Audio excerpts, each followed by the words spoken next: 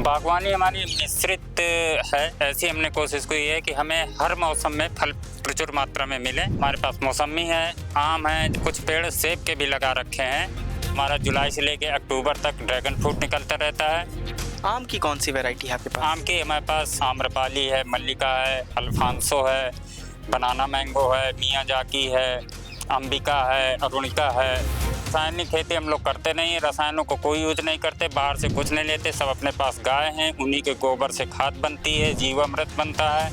करीब 10 लाख से लेके 12 लाख, कभी 13 लाख तक भी हमारा मोटा मोटा फायदा हो जाता है। गर्मियों के सीजन में बागवानी कितना अहम है और बागवानी से कौन कौन से फल आपको मिल सकते हैं, इसकी पूरी जानकारी जुटाने के लिए इस वक्त हम लोग हमीरपुर के पाटनपुर गांव में हैं। पाटनपुर गांव में हमारे साथ ऋषि जी हैं। ऋषि जी, दर्शकों को जरा बताइए कि आपके इस पूरे बागवानी के मॉडल में कौन कौन से पेड़ लगे हैं, कौन कौन से फल होते हैं? ये हमारा 11 एकड़ का मॉडल है, जिसमें हमने 3 एकड़ में बागवानी और बाकी अन्य फसलें की हुई हैं। बागवानी हमारी मिश्रित है। ऐसी हमने कोशिश की है कि हमें हर मौसम में फल प्रचुर मात्रा में मिले। तो हमारे पास मौसमी है, आम है, कुछ पेड़ सेब के भी लगा रखे हैं। जो हरमन 99 एक प्रजाति है जो गर्म इलाकों के लिए है, तो उनमें भी फ्लावरिंग आ गई। गर्मियों में हमें सेब मिलेगा और आम मिलेंगे।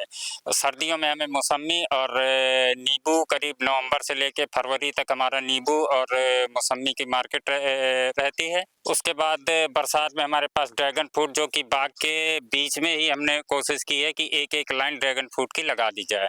तो हमारा जुलाई से लेके अक्टूबर तक ड्रैगन फ्रूट निकलता रहता है। और कुछ पेड़ हमने अलग भी लगा रखे हैं, जैसे कटहल हो गया, अमरूद है, आंवला है अपने पास। चूंकि इधर देख रहा हूं मैं, यहाँ अमरूद दिख रहा है, ये ड्रैगन फ्रूट हो गया, और इधर देखिए नारंगी। नारंगी पे क्या ही मतलब क्या फल आए हुए छोटे छोटे।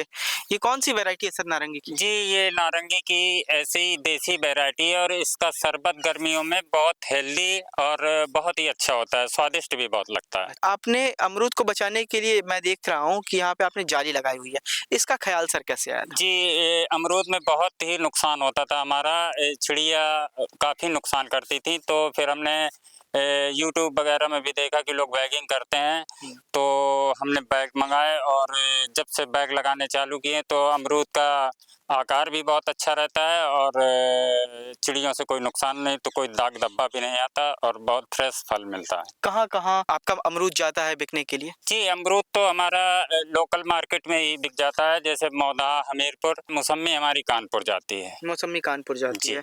जरा दर्शकों को ये समझाइए कि ये बागवानी का ख्याल कैसे आया था? 8 या 9 साल पहले हम बाहर ही रहते थे, तो बाहर ज़्यादा अच्छा नहीं लगता था, स्वास्थ्य भी सही नहीं रहता था। तो गांव में अपनी खेती थी, एक लगाव तो बना ही रहता है। यहाँ देखा तो सिर्फ यहाँ पे सर्दियों में लोग खेत में आते थे, हमारे पिताजी वगैरह, और कोई ज़्यादा वो नहीं था, सब लोग। तो एक मॉडल का ये लगा कि बाग लगाया जाए, तो पहले तो थोड़ा सा ही लगाया था शौक में। उसके बाद इसमें जब लाभ हुआ और बहुत वो लगा कि घर के लोग भी आने लगे और सब लोग इंटरेस्ट लेने लगे, लोग भी आने लगे, तो फिर ये हुआ कि अब ज़्यादा में लगाया जाए, तो उसको बढ़ाया है। रासायनिक खेती हम लोग करते नहीं, रसायनों को कोई यूज नहीं करते, बाहर से कुछ नहीं लेते। सब अपने पास गाय हैं, उन्हीं के गोबर से खाद बनती है, जीवामृत बनता है, उसी का उपयोग करते हैं। और कीटनाशक में उन्हीं का, जैसे नीम आयल हो गया, नीम की पत्तियों का अर्क हो गया, इन्हीं का इस्तेमाल करते हैं। बाहर से हम लोग कोशिश करते हैं कि कम से कम चीज़ें लाएं।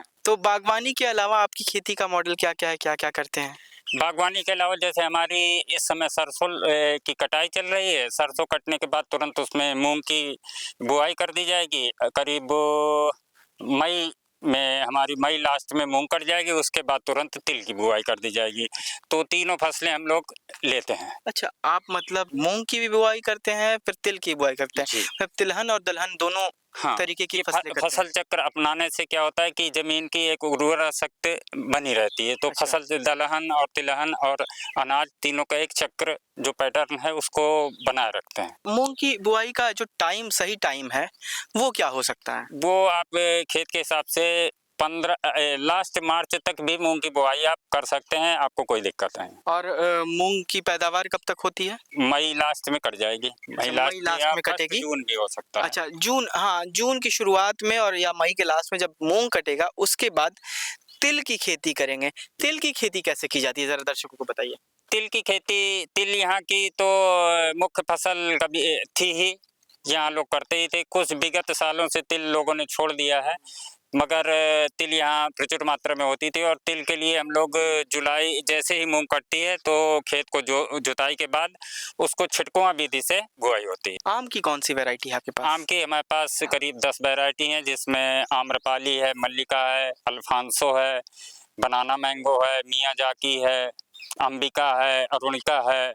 इस तरीके से करीब 10 वैरायटी हैं। और ये सारी वैरायटियाँ कब तक होती हैं? ये अलग अलग समय पे आती हैं। जैसे सबसे पहले दशहरी हमारा फ्लावरिंग आती है, देसी की आ जाती है, आम्रपाली लेट वैरायटी, इसकी फ्लावरिंग देर में आती है और देर में ही फल भी आता है। अच्छा। तो हमारे आम जब हमें जून से स्टार्ट होता है और करीब अगस्त तक हमें आम मिलते रहते हैं। आपका ये जो 11 एकड़ का पूरा मॉडल है, उससे आपको कितना मुनाफा होता होगा, उसके बारे में ज़रा जानकारी दीजिए। करीब 10 लाख से लेके 12 लाख, कभी 13 लाख तक भी हमारा मोटा मोटा फायदा हो जाता है। अगर कोई व्यक्ति आपसे सीखना चाहता है तो अपना ज़रा मोबाइल नंबर बता दीजिए। जी, मेरा मोबाइल नंबर 9554260495। तो ये थे हमारे साथ ऋषि जी, जिनके बागवानी के मॉडल को देख करके कोई भी किसान बहुत कुछ सीख सकता है। उसको ये समझ में आ जाएगा कि सिर्फ अमरूद के बाग में अमरूद ही नहीं, बल्कि बीच में ड्रैगन फ्रूट भी उगाया जा सकता है, किनारे किनारे आम के पेड़ भी लगाए जा सकते हैं और साथ में नींबू, नारंगी, मौसमी, इन सब चीज़ों की बागवानी की जा सकती है। गांव जंक्शन के लिए आयुष सिन्हा। गांव जंक्शन को सभी सोशल मीडिया प्लेटफॉर्म्स पर फॉलो करें। व्हाट्सएप चैनल और जीमेल आईडी पर भी संपर्क साध सकते हैं।